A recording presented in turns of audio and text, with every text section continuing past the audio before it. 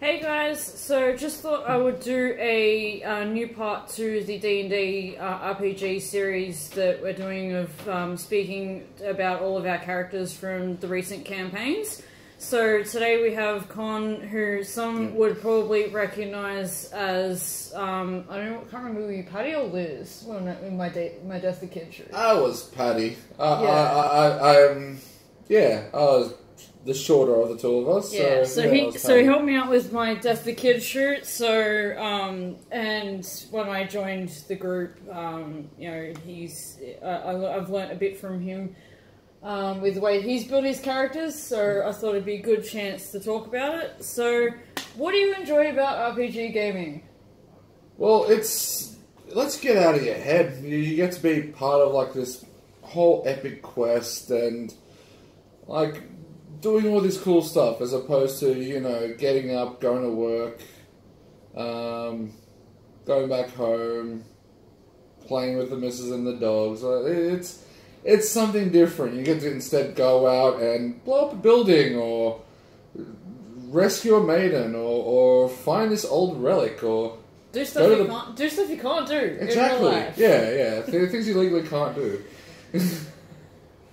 So, we've done 3 campaigns together now. Yeah. So, do you want to go through the characters that you've done so far, like what they kind of look like and the classes you've done? Alright, well, the 3 that we've done together, I believe, was Rem. Rem was she's a woodsman, though it wasn't actually clear that she was a she until the situation came up where, okay, guys over here, girls over here. And because of all the ranger garb, the armor, the bad smell that followed her around, she ended up going to the women's side. And when it was like, why are you going there? My response was, no dick. Yeah, but that was Rem, the mysterious ranger woodsman who was cursed with bad luck, and anyone who got close to her was victim of the curse, so kind of kept everyone at arm's reach. After that, we had Sal, the over-the-top farm boy who ended up with dreams of grandeur. Went out, became a merc. During his merc travels, found the hilt of a magic sword, and the mission then became to complete said sword for fortune and glory. But yeah, he was like, large, overly muscled, an athletic supernal. He was the jock of the party. He wasn't too much into the brains and the thinking side of things. He just kind of did what he wanted to do when he had to do it. Usually there was some bad kind of effects from that, but at times it just seemed like, okay, this is the right thing I need to do. Like, I don't have time to try unlock this door. I'm gonna break the door or the side of the building and go in, or... That was the funny part, because that's the campaign that we switched roles. Yeah. I played the stealthy one, and you played the I'm gonna hit things. Yep. And it was very much all about like the drinking, the women, the typical over-the-top, brawny, dumb guy. Very easily convinced to kind of be taken other places, such as from a stealthy character needing a distraction. It's like, hey, you should go over there and cause some trouble. Righto. Most recent campaign, I haven't gotten to play too much of it because of like the wedding and the honeymoon and personal things. But playing Himari, a 14-year-old spirit channeler who has a bit of a dark backstory where was brought up by a necromancer and thought everything was this was meant to be normal life. Killed her parents, her friends, to become like top apostle, but before she could kind of take the last vow, grandfather comes in, gets her out of there, and removes that brainwashing and teaches her the value of life. So now Himari, our little goth Lolita, who's actually does empathize with her people, but at the same time still has that side of her where dead is dead, and yeah, has a bit of that, like, that undead manipulation. But yeah, that's Himari at the moment, and I can't wait to see what happens more with her, with our current little leg where we're now going out to sea. Yeah, it's going to be interesting. Yeah. So with when you're designing and developing your characters, what's the major inspiration? Well, each time I go a new character, I try go different from the previous one, just so I can. So it's a bit of a test and experimentation, where, like, going from Rem, who was a socially outcast ranger, going to Sal, the over-the-top, friendly, strong character who made friends with everybody just because he saw the best in people. Now I've gone Himari, the more socially better than Sal, where Sal was easy to talk to people. He lacked decorum and style, and was pretty much prone to swearing often. Current character Himari is she's polite. She's not much of a drinker. She'll go with the tea unless it's a very stressful situation. Then she'd probably go to the equivalent of a Champers. Just the one, of course. You got a lot to learn when you're going to be around the captain, mate. Yeah. There's not going to be any tea, is there? No, it's going to be very wrong flavored tea. Oh god, a drunk sorcerer is going to be fun. But yeah, each time I play a new character, I try to go different from the previous one, just so I can kind of go for something different. And once you've invested enough into a character, you get a bit of yourself into there. So I guess Himari at the moment would be the equivalent of WorkCon, where I need to be a little bit more held back and reserved with opinions and polite to people, whereas we all love to be able to really see what we think about customers. Sal, again, was the fun con, going out and just like drunk con. Yeah. Sal was drunk con 24/7. Absolutely, I definitely agree on that one. Before that, Rem, I get a little introspective at times, and it's the dark back of my mind. The underconfidence that happens to all of us at times. That's where Rem pretty much lived.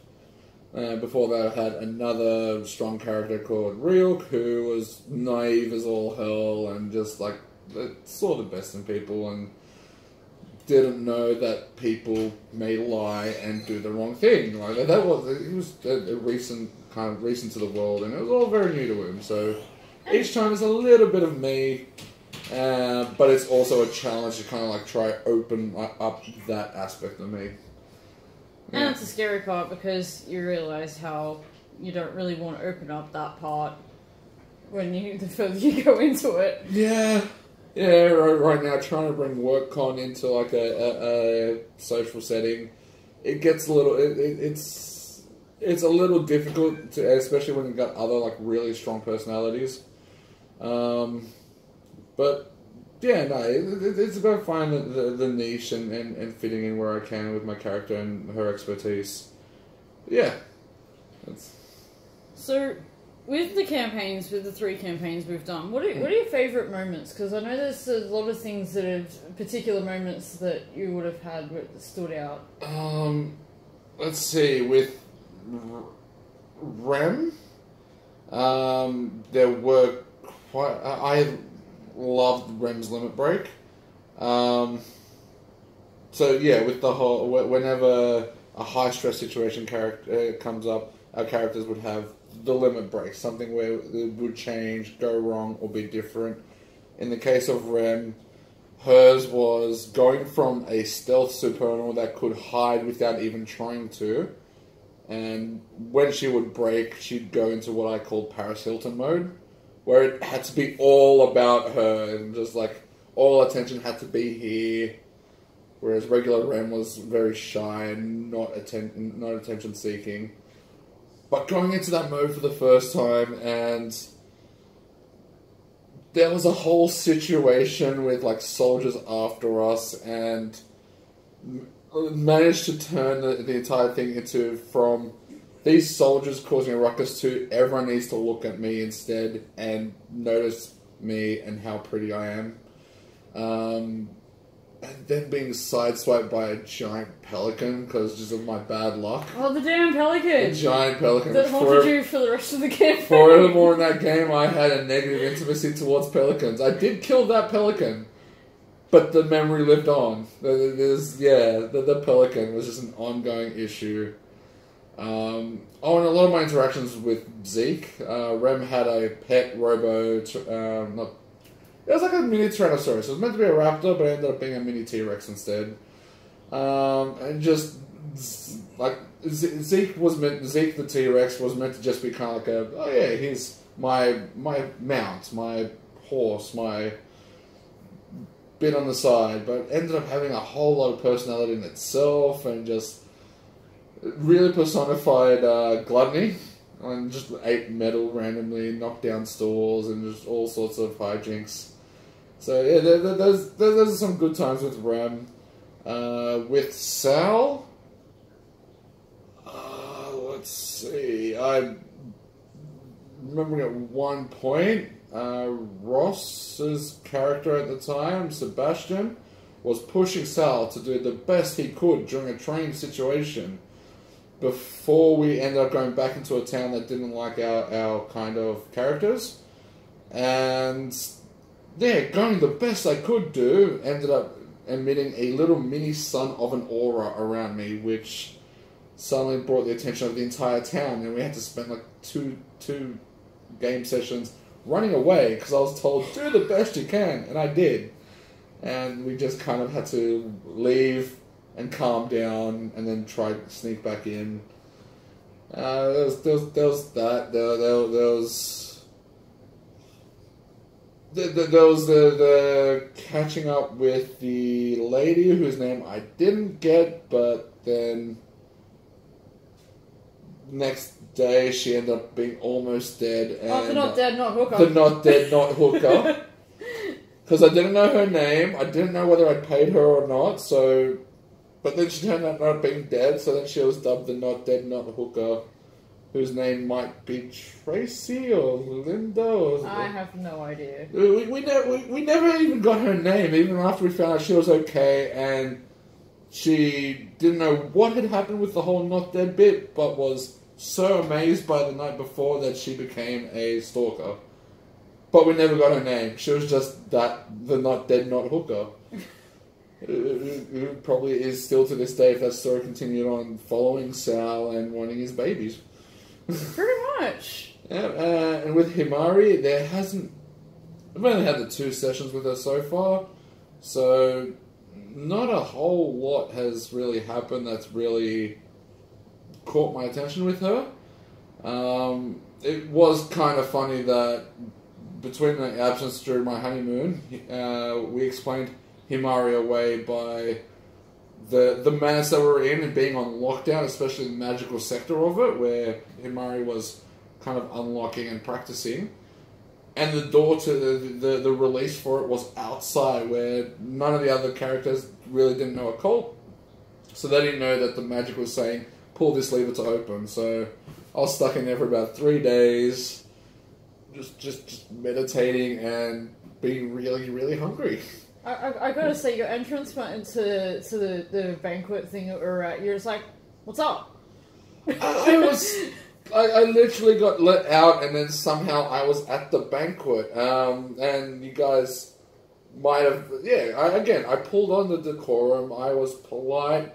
The room previous to that had all the hors d'oeuvres and the drinks. I kind of pulled look over there while I just ate an entire plate worth of food. Just like, nom, nom, nom, nom, nom. Yeah, I'm fine. Yes, I am perfectly fine.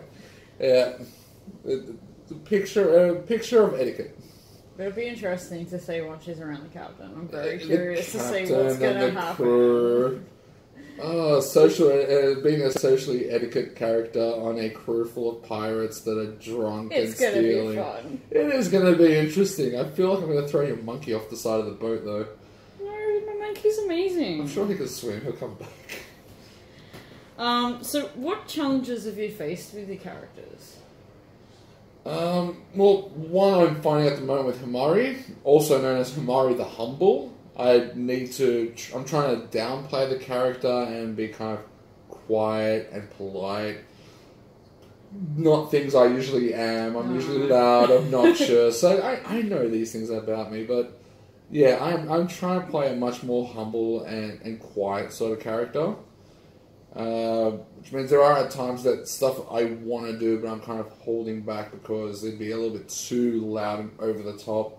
Whereas like that's not the current character. That probably would have been Sal, maybe Rem, but no, I'm trying to play like a really downplayed and subtle character this time. So yeah, there's a bit of a challenge. At times learning new mechanics. Like right now I'm kind of trying to get my head around the magic system. Previously it was the melee system, and then before that was, because Rem was an archer, it was all about the range. So it's like, as far as combat goes, yeah, okay, I know shooting, I know bow and arrows, I know like range damage, and that's what I knew. But then Sal was all about the rush and getting in there and just bam. So I had to learn about a different set of charms and merits, and now again having to do that again. It's part of like changing a new character, because that way I get to learn more and more about the system based on characters I've actually played, as opposed to just doing like a cookie cutter sort of swordsman. Then I'm doing a swordsman and third swordsman. Like, yeah, and it's Keeping it different. Yeah, keeping it interesting. So with your characters, obviously you've got, you know, parts of yourself that go into it. So do you have emotional connections to it? Because I know with the first campaign that I was in, we didn't exactly get a lot of closure on our characters. Yeah, I really felt like it was, I think, Rem's most biggest epic moment of being able to, like, the party was completely social food into thinking, oh yeah, we're all sitting at a table and everything's fine. There's just two undead, lichy sort of people at the head of the table telling us, just eat what's in front of you. You have to eat what's in front of you. And because of Rem's hunter senses, was able to pick up that it's a bowl of poison. Other than AJ's character, the resistance supernal, the rest of us were going to be dead once we took a bite or two. So I was able to snap out of this social haze and like flip the table, and the moment I did, it woke everyone up, but that was also the moment they decided to just cut me and Zeke down the middle.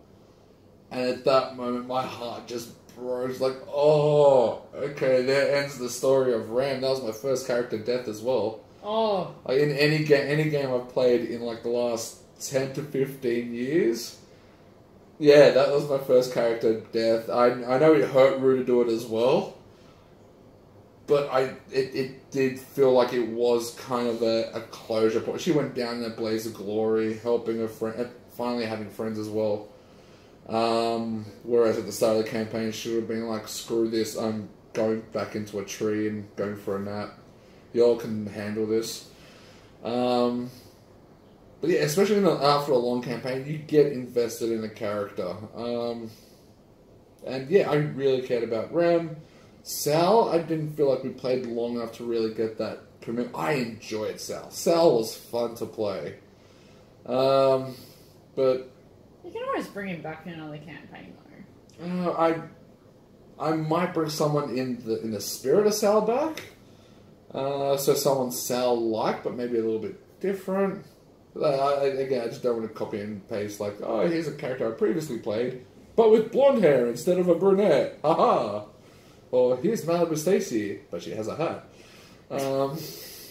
Yeah, so I might bring something similar to Sal back, but yeah, we'll see. And Himari is, I'm only just getting to know Himari. She's like a new roommate, or like someone new that works with you. It's like, okay, well, that's this person. Hi, how's it going? There's no real set connections there, but it's a friendship I'm hoping I can build with that character. But yeah, it's when you feel for the characters, you definitely get a lot better play out of it. So, in terms of like your person, like, we were talking about before, like putting yourself into it. So, is it like, does all your characters have like personality traits in it? Like, is that always something you've done with your characters? Yeah, yeah. If you give a character, like all my characters have personality, they've got backstory as well. Something cool to and make it like this fantastic epic journey that's led them up to here, and because of that journey, this is why the character is like sad and mopey. Like Rem was just reintroduced into society and was naturally stealthy and would hide away from people and crowds, but then rediscovered alcohol as well. So it was a very stereotypical drunk Russian. Which was made really great. That made the ongoing joke of Ram saying, I tell a joke, knock knock. Oh, it's a knock knock joke. Knock knock. Who's there? Dead rabbit. It's funny because the rabbit is dead. And just it being such a bad joke that it kept going. Yeah, that lasted a long time. I still think we still make jokes about that. I think it's just kind of stuck with our group now. Yeah, I did have a great stunt I wanted to pull as Ram, where I was collecting dead rabbits for over a year in a bag of holding, and at some point we're gonna need like a defense or a shield. I just unload like a year's worth of dead rabbits as a wall and hide behind it. Hide behind the wall of dead rabbits. But yeah, like that Rem's personality developed through interactions with the party as well. Like she got close to Tony's character. I think her and Ross's character did the old nasty. To the point where at the end she was actually pregnant. That was like a oh shit sort of moment. That was Sal. Sal was all personality. Like he brought it all out straight to the field. To the point where I think afterwards I became a little bit more ochre and just a little bit more liberal with a couple of profane terms than I was previous to playing Sal. You learnt a few words in that campaign as well. I did research a few Outback words because the general slang and lingo that Sal would use, like his opening line to not the Dragon Emperor but the Dragon Commander, was like "G'day, cunt," just straight up sort of moments. But yeah, so he's very much in the laid back profane side, which I'm worried has kind of bled back through to me, and I've been become a little bit more awkward in the process. So maybe Himaru will make me a bit more of a kind of demure, humbler person. It'll revert everything that Sal did. Yeah, it's like, okay, yeah, we've thrown all this spice in there, now we need to throw something as a base to like kind of calm down what Sal did. So with all of our various characters, if you could play a different character from the party for a session, who would you pick? Let's go with the current campaign. As in play as one of the other Yes. characters? I feel like the captain would be a kick-ass character to play. She's fine. Yeah, just like having that bad reputation as well. It's pretty badass. Let's see. Dare would be an interesting one. So Tony's character is a dragon-blooded of the fire aspect, so it runs very hot passion-wise, and takes a very easy offense by the slightest. Imagine slights is the way I imagine Dare's character. Just like the littlest thing, especially if it's from a certain house in game, Nemon. If they were to just like kind of scuff her shoe, she would burn down their house. Yep. And just see it as fair game. It's like, yep, okay, you wrecked my pant leg, I destroy your home. It's. I can definitely see you playing that. So that's. Yeah, it's like when we play multiplayer Magic and you don't know who to aim for, so you got to like pick up on the imagined slides to like. That's do usually something. how you pick your targets in Magic. Yeah, it's just, I need a reason to start actively attacking someone as opposed to, oh, okay, you have blue land, I'm gonna attack you. But no, either the captain or dare, I'd probably go one of those. So either the water or the fire aspect. You can do some cool stuff with that. That's I'm enjoying that with the captain, exploring all of that, because it's different to what it's the first Big Dragon. old waterbender. Well, it's the first Dragon Blood that I've played, Oh, yeah. so I'm having fun with that. But yeah. So, do you have any other character ideas in the works? God forbid something happens to Himari. If something goes to happen to Himari, I am wanting to play a Rockstar. So the Traveling Bard, they'll get like the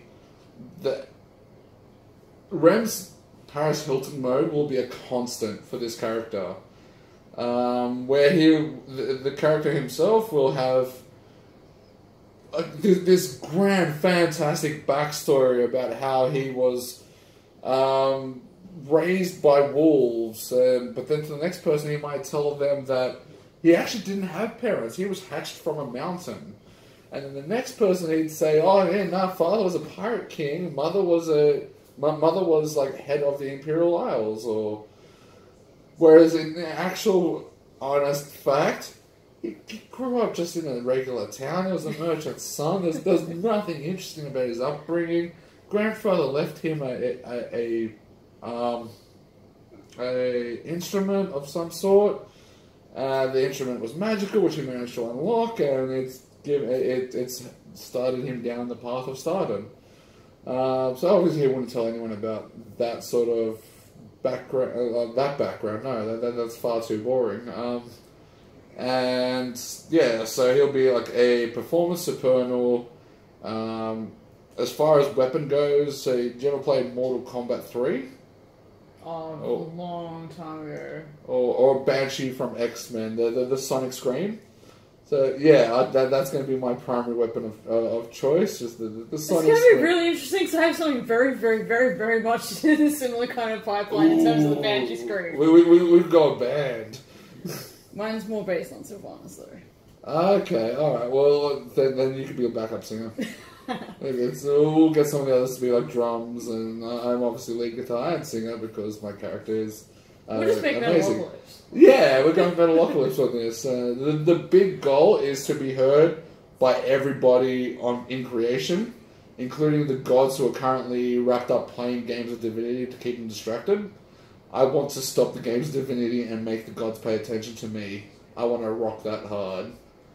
It'll be very interesting to see how that will play out. Yeah, That is a very, very, very elaborate character idea. You spent a lot of time thinking on that one. It was just while I'm driving. It seems like it's going to be a fun character to play. I want to see how far I can take Himari though before I go that. I feel like I'm going to need some outgoing personality after this whole humility, like humble and just like quiet and just respectful. That's the reason why I chose the captain. Yeah. After Lash, and then Silas was the stealthy. Silas quiet was you seem to have done the similar sort of thing. Back in the direction of Lash. Lash it's probably was, seeing things. She just says a lot of stuff. Yeah, Lash was very rambunctious and just like kind of like out there. It's like, hey, look at all these medals. Hey, you want to fight? And Yeah, she Silas was just like, fight me. Whereas Captain Stealth here was all like, is he even around? Oh wait, okay, yeah, he just popped his head out of that tree. There he is. Okay. Yeah, Silas was I'm gonna hide everywhere. But now going to the very, Captain Sparrow, Jack Sparrow-ish sort of captain, with maybe a little bit more of a sharpened edge to his sword, sort of thing. Yeah. She's still not tactful. Yeah. Well, again, neither is he. Well, that pretty much sums it all up. So, thank you so much for taking the time to do the video. It's No much problem. appreciated. And hopefully we can do a reprise of Death to Kit and Patty and Liz at some stage because it needs to go to a convention. Because when I wore him to a convention, I missed my Patty and Liz. Aww. So, thank you guys for watching, and please like the video and subscribe to the channel, and follow all of my socials that'll be in the description below. Alright, see you guys.